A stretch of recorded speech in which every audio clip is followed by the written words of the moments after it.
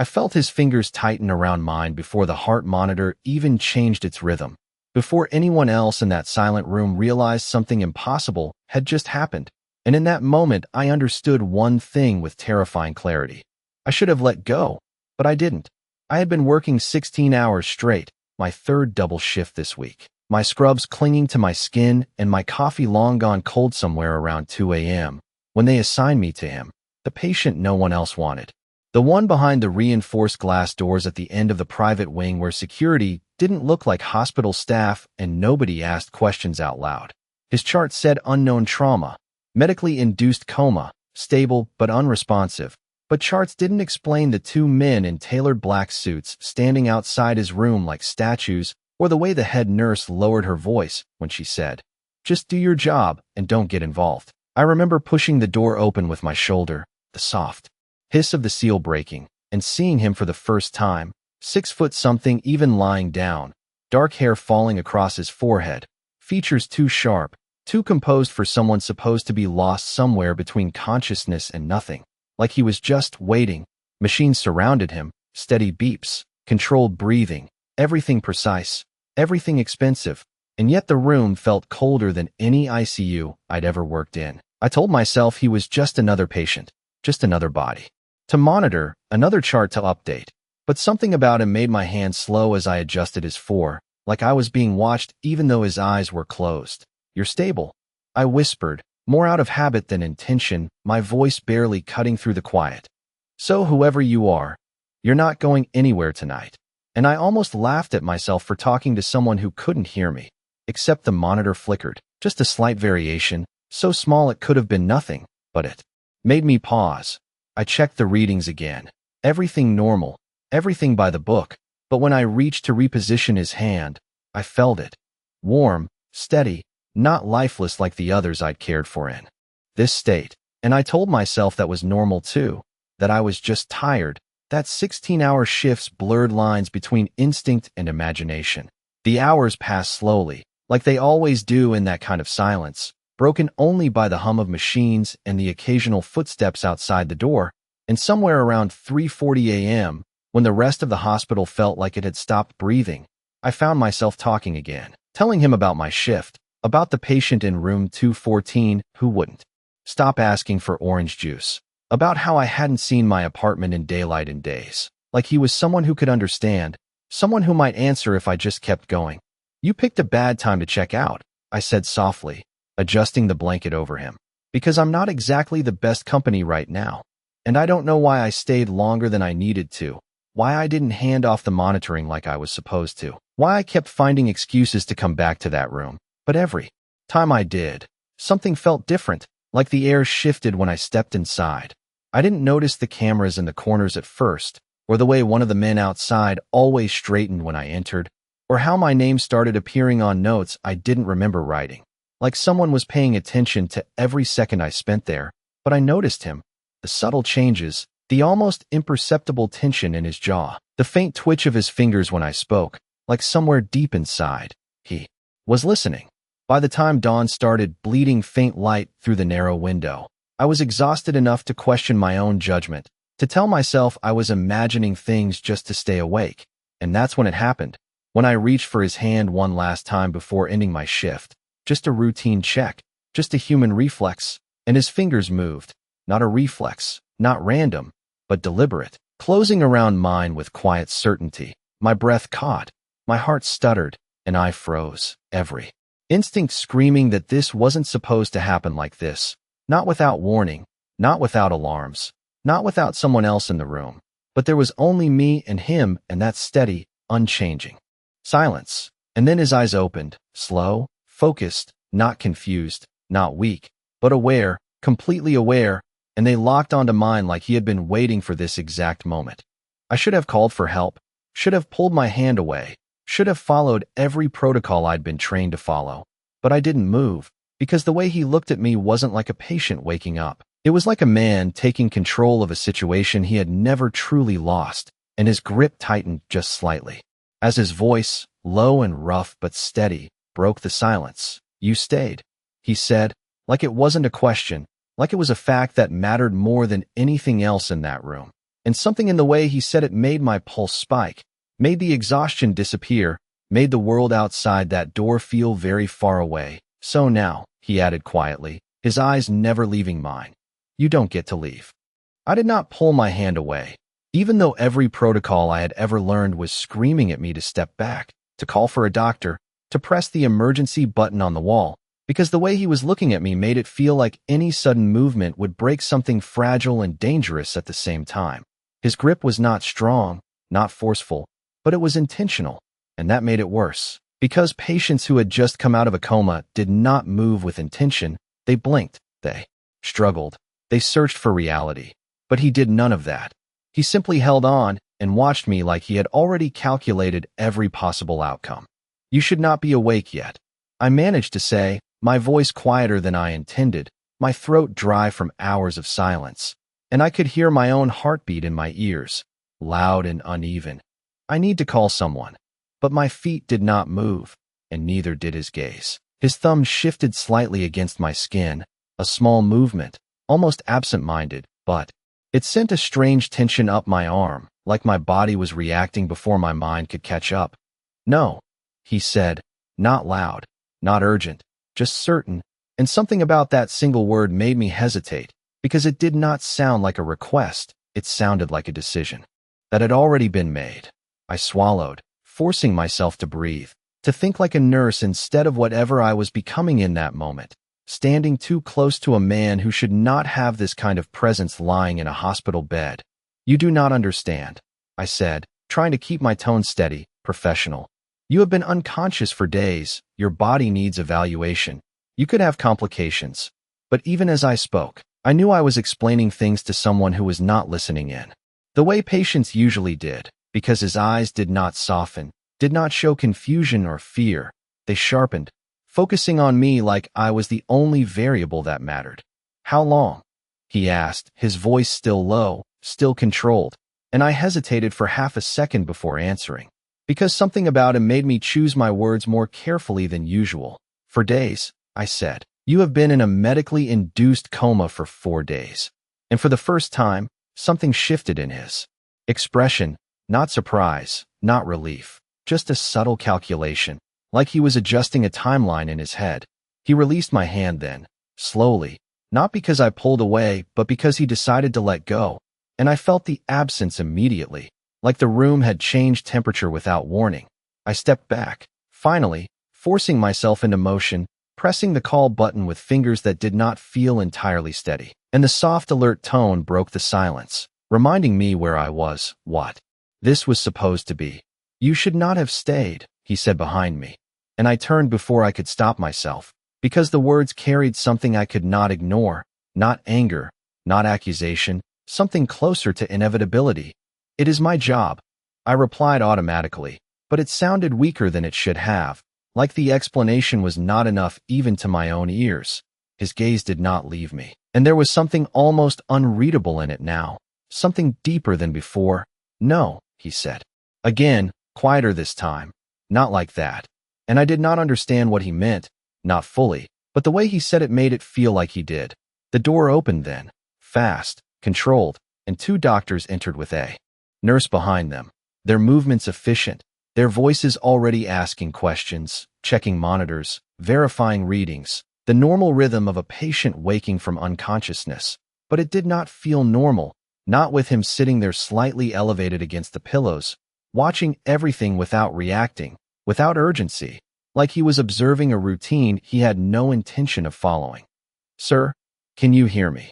One of the doctors asked, stepping closer, shining a small light into his eyes. Do you know where you are? And I held my breath without realizing it, waiting for the confusion, the disorientation that should come, but instead, he shifted his gaze briefly, acknowledging the doctor with minimal interest before returning it to me, like the rest of the room was secondary.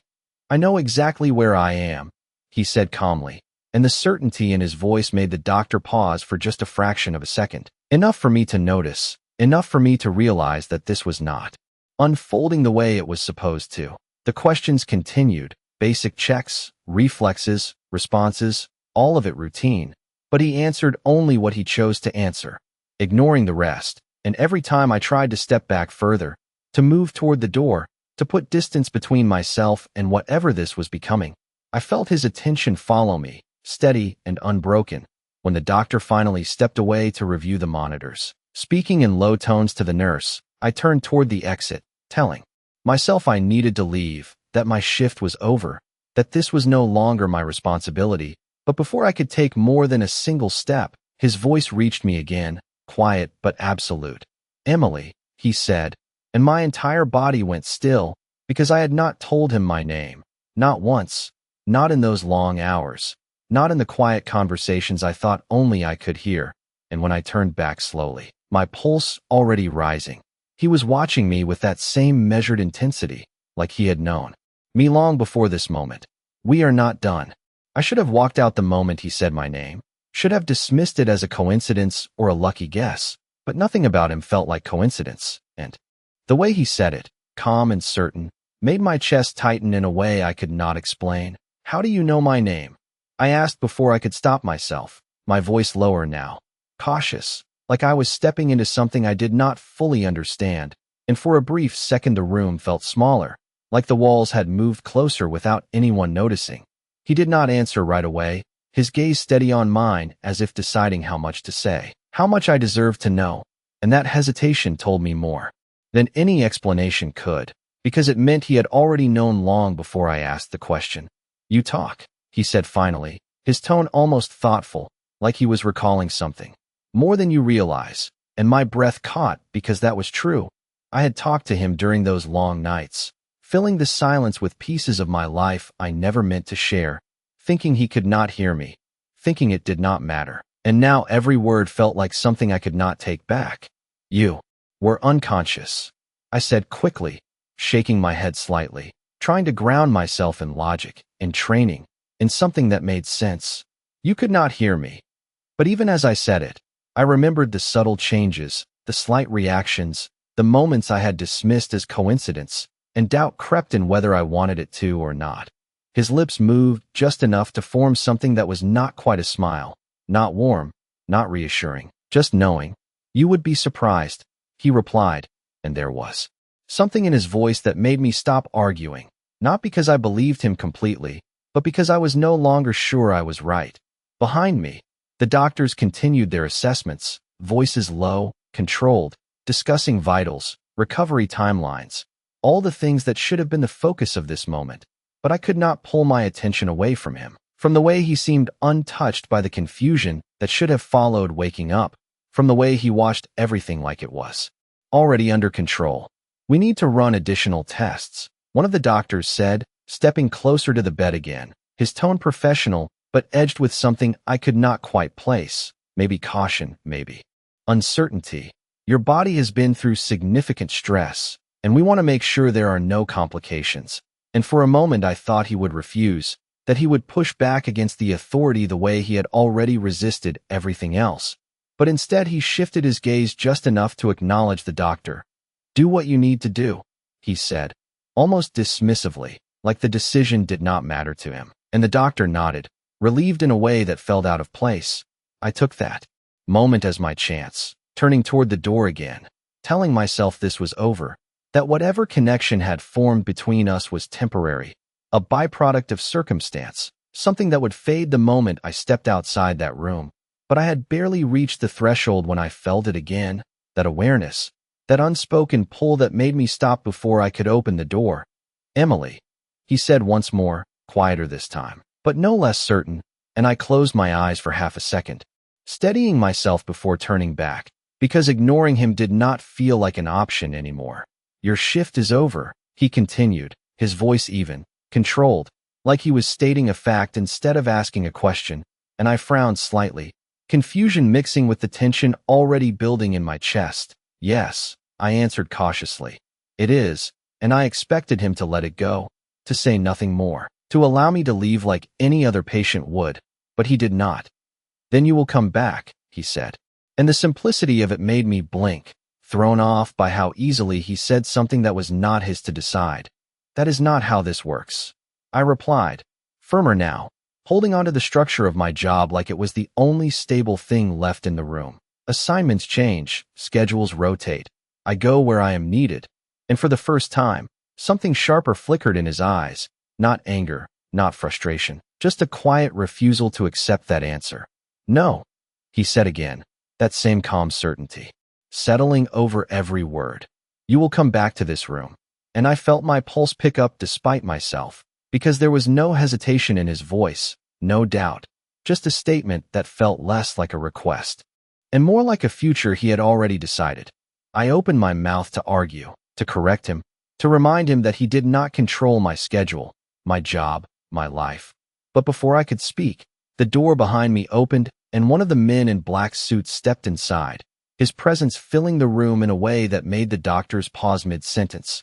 He did not look at them, did not acknowledge anyone else. His attention went straight to the man in the bed, his posture shifting subtly, respectfully, like he was standing before someone whose authority did not need to be announced. "Sir," he said, his voice low, controlled, and the single word changed everything, because it confirmed what I had already begun to suspect, what I had tried not to think about since the moment I first saw the security outside this room.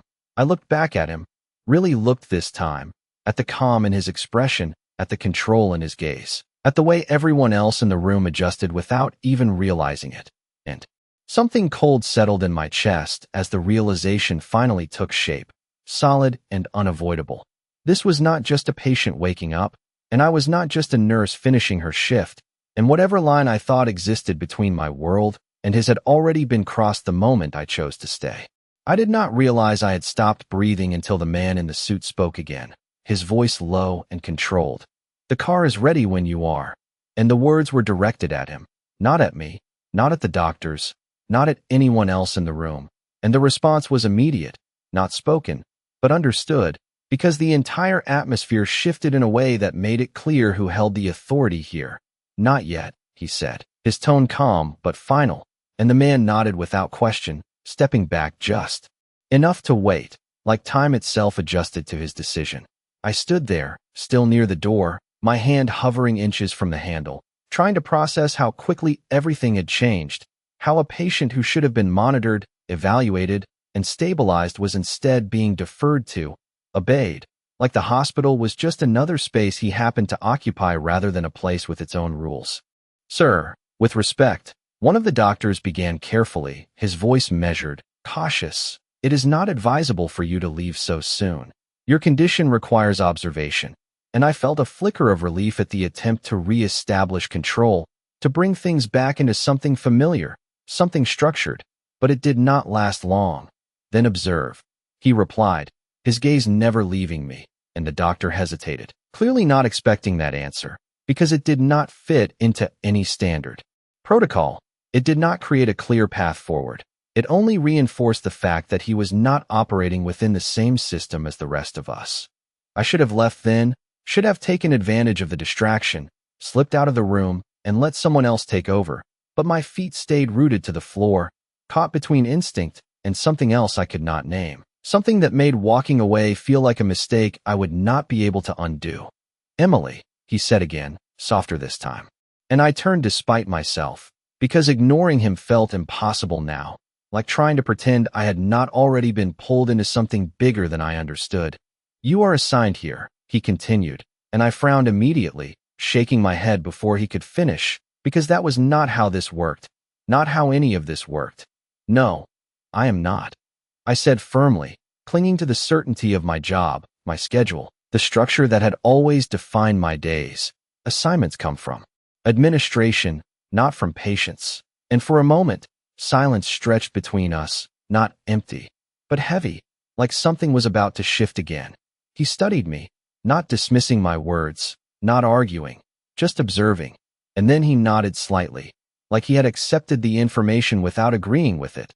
"Then they will assign you," he said simply, and the confidence in his voice made my stomach tighten, because it was not arrogance, it was certainty, the kind that came from experience, from knowing how things worked in ways I did not.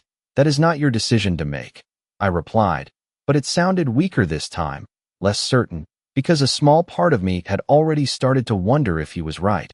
If the presence outside that door, the way the staff moved around him, the way the doctors hesitated, meant that he operated on a level where rules bent instead of holding firm. "Everything in this room is my decision," he said quietly, and there was no threat in his tone, no raised voice, just a statement that landed with more weight than anything louder could have. I opened my mouth to respond, to push back, to remind him that hospitals had policies, that people did not just change schedules on a whim. But before I could speak, the head nurse stepped into the room, her posture straighter than usual, her expression carefully neutral. "Emily," she said, her voice composed, but there was something underneath it, something that made my chest tighten before she even finished the sentence. "We need to adjust your rotation." And for a second, I just stared at her, waiting for the rest, waiting for clarification that would make this normal, that would explain why my name was being called like this, why her tone sounded different. "You will remain assigned to this patient," she continued, and the words landed heavier than they should have, because they confirmed something I had been trying not to believe, something I had hoped was just in my head. "That does not make sense," I said automatically, turning toward her, searching her face for some sign that this was temporary, that this was just a short adjustment. "I have other patients, other responsibilities," but she did not meet my eyes, not fully, like she was choosing her focus carefully. "Those have been reassigned," she replied, and the finality in her voice left no room for argument. I felt the room shift again, but this time it was not because of him. It was because of the realization settling in, slow and heavy, that something outside of my control had already moved into place, that decisions had been made without me, around me, and now I was standing in the middle of it with no clear way out. I turned back to him. Slowly, my pulse unsteady, my thoughts racing through possibilities I did not want to consider, and he was watching me with that same composed intensity, like he had expected this outcome from the beginning. Like this was not a surprise but a confirmation. "You see," he said quietly, and there was something almost unreadable in his expression now, something that felt less like control and more like recognition. "You stayed." And I felt the weight of those words settle deeper than before, because they were no longer about a single night, a single decision. They were about everything that had followed, everything that had changed the moment I chose not to walk away. I should have said something, should have protested, should have demanded answers, but the truth was already there, clear and undeniable, in the way the room had rearranged itself around him, in the way my name had been moved onto his chart without my consent, and in the quiet certainty in his voice as he added, "Now you are exactly where you need to be." The rest of the hospital kept moving like nothing had changed, but for me, everything had shifted in a way I could not ignore, because when I stepped out of that room, the hallway felt different, quieter, like people were watching without looking directly, like my name carried weight it did not have before. I should have gone home, should have clocked out and left the building like I always did after a long shift. But my feet slowed near the nurse's station, my mind still replaying the moment. My assignment had been changed without explanation, without discussion, like it had already been decided long before I walked into that room. "Emily," my coworker Jenna called softly, her voice careful, like she was not sure how much she was allowed to say, and I turned toward her, searching for something normal in her expression, something grounding. "What is going on?" I asked quietly, keeping my tone low even though no one else was close enough to hear, and she hesitated, glancing down the hallway toward the private wing before stepping closer. "You did not hear it from me," she said, her words measured, "but administration has been on edge all night. There were calls, a lot of them, and not from anyone we usually deal with." And my stomach tightened because that confirmed what I had already begun to suspect, that whatever world he came from did not stop at the hospital doors. "That does not explain why I am assigned to him," I said, trying to keep my voice steady, trying to make this make sense in a way that fit within the rules I understood.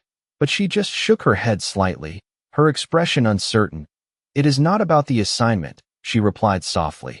"It is about you." And the words landed heavier than I expected, because they meant this was not random, not just a shift change or a scheduling issue. It meant I had been chosen, and I did not know why. I let out a slow breath, forcing myself to think clearly, to separate fear from fact, because I had worked in high-pressure environments before.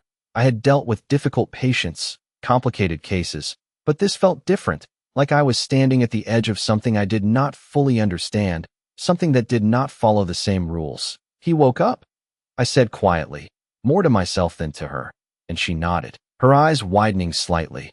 Everyone knows, she said, but the way they are reacting, it is like they expected it, like they were waiting.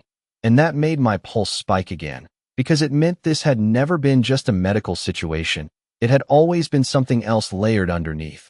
I straightened slightly, trying to regain control of my thoughts, of my role, because no matter what he was outside that room, inside it he was still a patient, still someone who needed monitoring, evaluation, care, and that was something I understood, something I could hold on to. I will handle it, I said finally, more firmly than I felt, and Jenna gave me a look that was part concern, part disbelief, like she wanted to argue but chose not to. Just be careful, she said instead, and there was something in her tone that made me pause, something that suggested this was not just about medical complications. I nodded, even though I did not know what being careful meant in this situation, and turned back toward the private wing, my steps slower now, more deliberate, because going back felt different than walking away, like I was choosing something instead of just following orders. When I reached the door, the same two men were still there, standing exactly where they had been before, their posture unchanged, their attention sharp, and as I approached, one of them opened the door without a word, like they had been expecting me, like my return was not a question but a certainty. The room was quieter when I stepped inside, the doctors gone, the head nurse no longer present, leaving only him and the steady rhythm of the machines that now felt more like background noise than something important. He had shifted slightly in the bed, more upright than before. The blankets adjusted, the lines still in place but no longer defining him the way they had when he was unconscious, and when his eyes met mine again, it felt like nothing had changed and everything had changed at the same time. "You came back," he said, his voice low, controlled, and I stopped just inside the room, my hands instinctively moving toward the chart at the foot of the bed, grounding myself in routine, in something familiar. "I am assigned here," I replied, keeping my tone neutral, professional, even though the words felt heavier now, less like a simple statement and more like something binding. He watched me for a moment, like he was measuring the difference between what I said and what I meant, and then he nodded slightly, accepting the answer without challenging it this time. "Good," he said quietly, and there was something in that single word that made my pulse shift again, something that felt less like approval and more like confirmation. I moved closer to the bed, focusing on the monitors, the readings, the tasks I knew how to do, checking his vitals, adjusting the settings, doing everything by the book because it was the only way to keep my thoughts from spiraling into questions I could not answer. "You should be resting," I said, keeping my eyes on the screen instead of him, because looking directly at him made it harder to think clearly, harder to separate the patient from the presence he carried. But I felt his attention on me anyway, steady and unbroken. "I have rested enough," he replied, and there was no impatience in his tone, just a quiet certainty that made arguing feel pointless. I exhaled slowly, forcing myself to stay focused, to keep this grounded in something real. "Your body still needs time to recover," I said, adjusting the four-line with careful hands. "Waking up does not mean you are fully stable." And for a moment, silence settled between us again, not tense, not uncomfortable, just heavy with something unspoken. "You stayed when it mattered," he said finally, his voice softer now, almost thoughtful, and I paused, my hand stilling for just a second before continuing my work, because I did not know how to respond to that. Did not know how to separate the nurse who had done her job from the person he seemed to be seeing. "That is what I am trained to do," I answered quietly, but even as I said it, I knew that was not the whole truth, because I had stayed longer than necessary, had talked more than I should have, had crossed lines I did not fully understand at the time. He shifted slightly, his gaze following my movements, and when I finally looked up, really looked at him again, there was something different in his expression, something less distant, less detached, like he was no longer just observing but deciding. "Then I made the right decision," he said, and the words sent a subtle chill through me, because they implied something had already been set in motion, something that did not depend on my understanding or approval. And as I stood there beside his bed, surrounded by machines that suddenly felt insignificant, I realized with a quiet certainty that whatever this was, it was only beginning. I told myself to focus on the routine, on the numbers blinking steadily across the monitor, on the quiet rhythm of controlled breathing that filled the room, because that was something I could understand, something that followed rules. But the longer I stayed, the harder it became to ignore the fact that nothing about this situation was normal anymore. The hospital moved on outside these walls, nurses rotating shifts, patients being admitted and discharged, the usual flow of controlled chaos. But in here, time felt slower, heavier, like everything revolved around a center that was no longer defined by medicine alone. "You are thinking too much," he said after a while, his voice cutting through the silence without effort, and I blinked, realizing I had been standing still longer than I intended, my eyes fixed on the chart without actually reading it.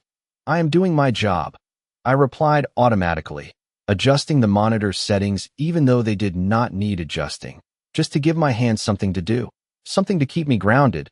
But I could feel his attention on me, steady, patient, like he was waiting for me to admit something I was not ready to say. "No," he said quietly, and I felt my shoulders tense slightly. "You are trying to understand something you cannot control," and the accuracy of that statement made my breath catch for just a second, because he was right, and I did not like how easily he could see through me. I turned slightly, meeting his gaze again, trying to hold on to some sense of authority, some reminder that in this room, I was still the one responsible for his care. "You are a patient," I said, more firmly this time, "and my responsibility is to make sure you recover properly." But even as I said it, I could hear the limitation in my own words, the way they did not quite reach him the way they should have. He watched me for a moment, then nodded once, like he was acknowledging my role without being bound by it. "And you will," he said, "because you do not walk away from what matters." And something in the way he said that made my chest tighten again, because it sounded less like an observation and more like a conclusion he had already drawn about me.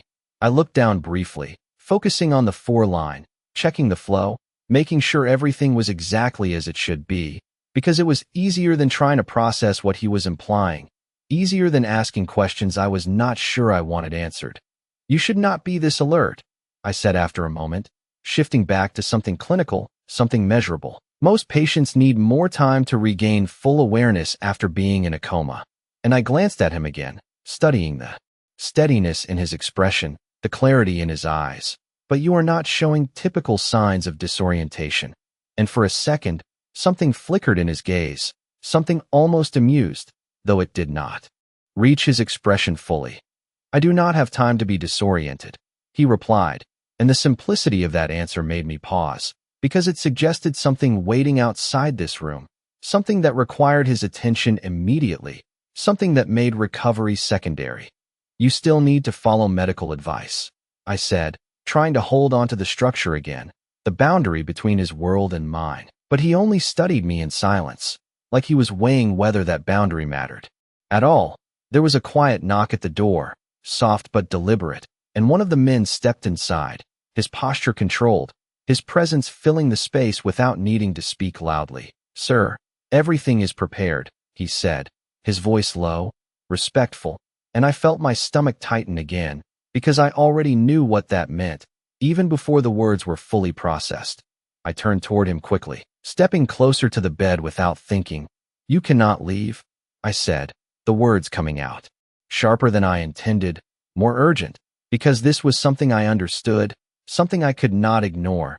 "Your condition is not stable enough for discharge. You need monitoring, observation, follow-up tests." And I could hear my own voice rising slightly, driven by instinct, by training, by the need to hold on to something real in a situation that kept slipping out of my control. For a moment, silence followed my words, and I realized every person in the room had paused, their attention shifting, not toward me, but toward him, waiting for his response. He looked at me then, really looked, and there was something different in his expression, something that felt almost measured, like he was considering not just what I said, but why I said it. "You are concerned," he said quietly, and I hesitated, caught off guard by the way he framed it, because I wanted to deny it, wanted to reduce it to professional duty. But the truth was more complicated than that. "It is my responsibility," I answered instead, steadying my voice, refusing to step back, even though every instinct told me I was standing in the middle of something I did not fully understand. He held my gaze for a second longer, then exhaled slowly, like he had reached a decision. "Then we do this your way," he said, and I blinked, surprised, because that was not the response I expected, not from someone who had controlled every moment since waking up. "For now," he added, almost as an afterthought, and the words settled differently, less like agreement and more like a temporary allowance, something that could change at any moment. I nodded slowly, not trusting myself to say more, because I did not know what had just shifted, did not know if I had gained ground or simply been allowed to believe that I had. But as I turned back to the monitors, to the steady rhythm of something I could finally measure again, I could feel his attention still on me, unbroken, like even in compromise, he had not given up control. And for the first time since this began, I realized that keeping him in that bed might not be the hardest part. Understanding what he wanted from me might be. For a moment, the room felt balanced again, like something fragile had settled into place, like I had managed to pull this situation back into something I could control, even if only slightly. But that feeling did not last long, because the kind of control he operated under did not disappear, it only adjusted. I moved through the rest of my tasks with more focus than before, checking every detail twice, documenting every change, making sure there was no room for error, because I knew now that anything I missed would not just be a medical oversight. It would be something bigger, something I could not afford to get wrong. He did not speak for a while, and that silence should have been comforting, should have allowed me to settle back into routine, but instead it made me more aware of him, of the way his presence filled the room even without movement, even without words. I could feel his attention shift occasionally, not restless, not impatient, just observant, like he was studying everything, including me. "You are thorough," he said eventually, his voice cutting through the quiet again, and I glanced at him briefly before returning my focus to the chart. "That is part of the job," I replied, keeping my tone neutral, but there was a slight pause before I continued writing, because compliments did not feel like compliments coming from him. They felt like assessments. "Most people are not," he said, and I could hear something in his voice, not approval exactly, but recognition, like he was categorizing me into something specific, something that mattered in ways I did not yet understand. I finished updating the chart and set it back in place, taking a slow breath before turning fully toward him again, because avoiding eye contact was no longer an option that worked. "You should rest," I said again, softer this time, less like an instruction and more like a suggestion, because I had learned quickly that pushing too hard only shifted the dynamic in ways I could not predict. He studied me for a moment, then leaned back slightly against the pillows, not fully relaxing, but allowing a fraction of compliance. "You stay," he said quietly, and I blinked, caught off guard by the simplicity of it. "I am assigned here," I answered, the same response as before, but it felt different now, less like a statement of duty and more like something that carried weight. He did not argue this time, did not correct me, just watched me with that same steady gaze, like he had already accepted that answer as enough for now. Time passed slowly after that, measured in quiet minutes and steady readings, and for the first time since this began, there was something almost calm in the room, something that felt less tense, less uncertain, like we had reached an unspoken agreement without fully understanding it.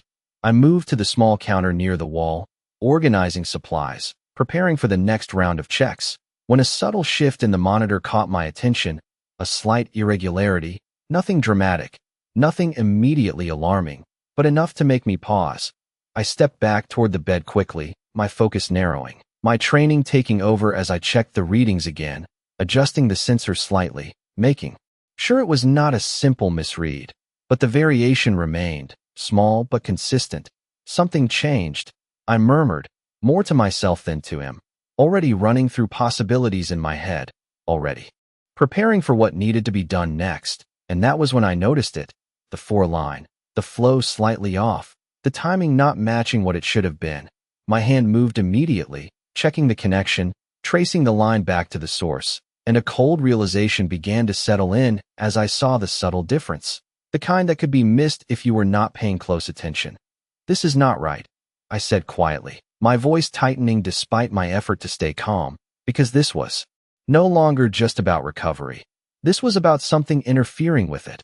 I adjusted the setting carefully, correcting the flow, watching the monitor for response, and after a few seconds, the readings began to stabilize again, returning to the steady rhythm I had come to rely on. I exhaled slowly, tension easing slightly, but not completely, because the question remained, why had it changed in the first place? I looked up then, meeting his gaze, and he was already watching me, not surprised, not confused, just aware. "You noticed," he said quietly, and the way he said it made something in my chest tighten again, because it sounded less like an observation and more like confirmation. It was not set correctly. I replied, though I was not entirely convinced by my own explanation, because I had checked it earlier. I knew I had, and I did not make mistakes like that. He held my gaze for a moment longer, then nodded slightly, like he had expected this outcome, like this was part of something larger I had not yet seen. "That is why you are here," he said, and the words settled heavily, because they implied this was not random, not an accident, not something that had just happened. I felt a chill move through me, subtle but undeniable, as the realization began to take shape, that whatever this situation was, it was no longer contained within medical boundaries. And as I stood there, watching the monitor stabilize, I understood one thing with growing certainty. I had not just been assigned to this patient. I had been placed here for a reason. The realization did not leave me. It settled in, quiet and persistent, like something that had always been there waiting for me to notice it, and I found myself replaying the moment with the line again and again, because I knew I had checked it earlier. I knew it had been correct, which meant something had changed in between, something or someone had interfered, and that thought alone was enough to shift everything inside me from routine to alert. I moved back to the counter slowly, my hands steady but my mind racing, going through every possibility, every explanation that could still fit within the boundaries of logic. But none of them felt right anymore. Not in this room. Not with him watching me like he already knew the answers I was still trying to find. "You are thinking again," he said, his voice quieter now, almost controlled to the point of restraint, and I exhaled slowly before turning toward him, because denying it would be pointless. Something was wrong. I replied, my tone firm, grounded in what I had seen, and it should not have been. And for a second, silence stretched between us, not empty, but filled with something unspoken, something that felt closer to truth than anything else we had said so far. He nodded slightly, his gaze never leaving mine. "It was not an accident," he said, and the certainty in his voice sent a subtle chill through me, because it matched what I was already beginning to suspect, but had not wanted to say out loud. "Then what was it?" I asked before I could stop myself, the question slipping out more urgently than I intended, because if this was not random, if this was intentional, then it meant something far more complicated than a simple recovery. He studied me for a moment, like he was deciding how much to reveal, how much I was ready to hear, and I felt that same tension again, that sense that every answer came with something I could not take back once I knew it. "A test," he said finally, and my breath caught slightly, because that was not what I expected, not what I wanted to hear.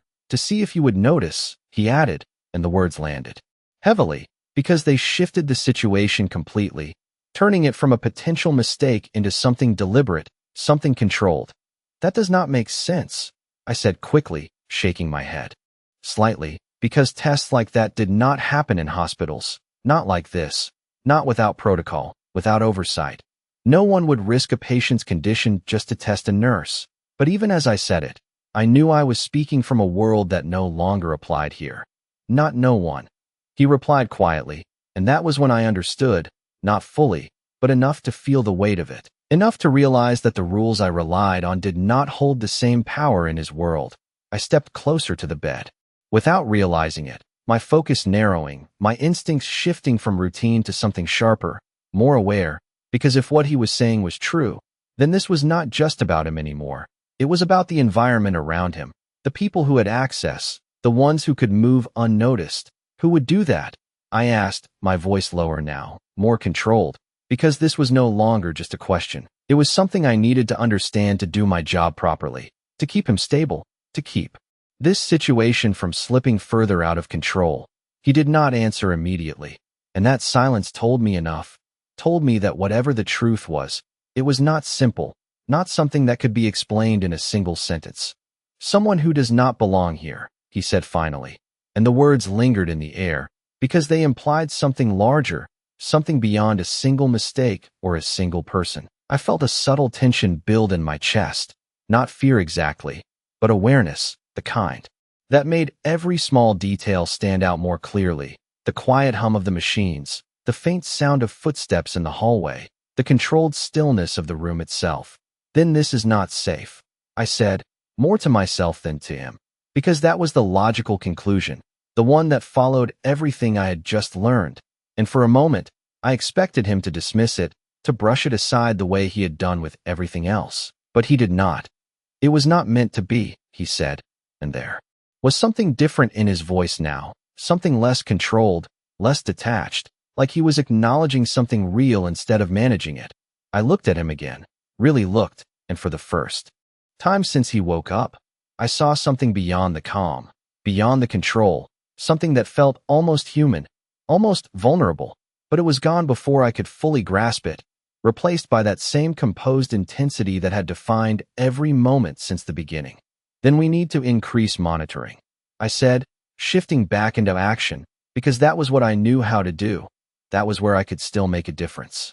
Limit access, double-check every line, every setting, and I moved. Instinctively, adjusting the chart, making notes, preparing to take control of what I could, even if I could not control everything.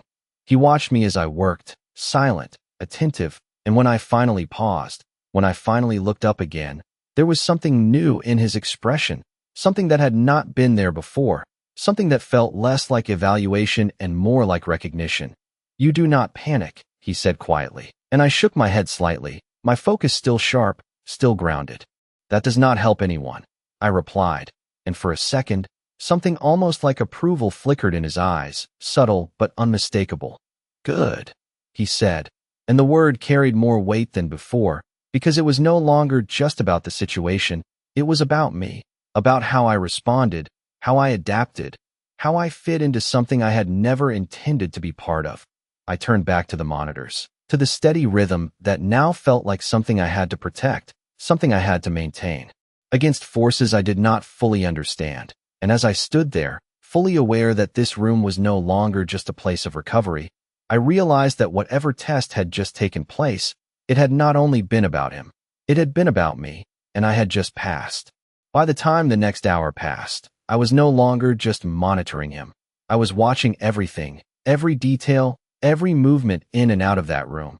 Because once you see something is wrong, you cannot unsee it, and the normal rhythm of the hospital no longer felt reliable. It felt like a surface layer hiding something deeper. I adjusted the chart again, documenting the earlier irregularity carefully, making sure every note was precise, because if anything else happened, I needed a record, something real to anchor the situation in facts instead of assumptions. "You are adapting," he said quietly from the bed, his voice steady, almost reflective, and I glanced at him briefly before returning to my work, because I was not sure how to respond to that without acknowledging how much had already changed. "I am doing what is necessary," I replied, keeping my tone neutral. But inside, I knew that was only part of the truth, because I was not just reacting anymore. I was anticipating, thinking ahead in ways I had not needed to before. He watched me for a moment, then nodded slightly, like that answer confirmed something for him, something he had already suspected. "Good," he said again, and this time the word felt different, heavier, like it marked a shift rather than just an observation. There was a soft sound at the door, not a knock, more like a signal, and one of the men stepped in again, his posture controlled, his presence calm but purposeful. "Sir," he said, his voice low, "there is an update." And I felt the tension return instantly, sharp and immediate, because nothing about that phrase sounded routine. I stayed where I was, not stepping back, not leaving, because if I was assigned here, if I was part of this situation now, then I needed to understand what was happening, even if I was not supposed to.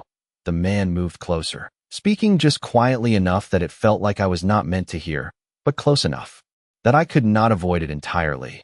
"The issue has been identified," he said, and my pulse picked up slightly, because that confirmed everything, confirmed that the irregularity had not been accidental. It will not happen again, he added, and there was a finality in his tone that made it clear this was not a discussion. I looked at him, then back at the man in the bed, waiting, because whatever came next would matter more than anything that had happened so far. Good, he said, his voice calm, controlled, but there was something beneath it now, something sharper, something resolved, and the man nodded once before stepping back, leaving the room as quietly as he had entered.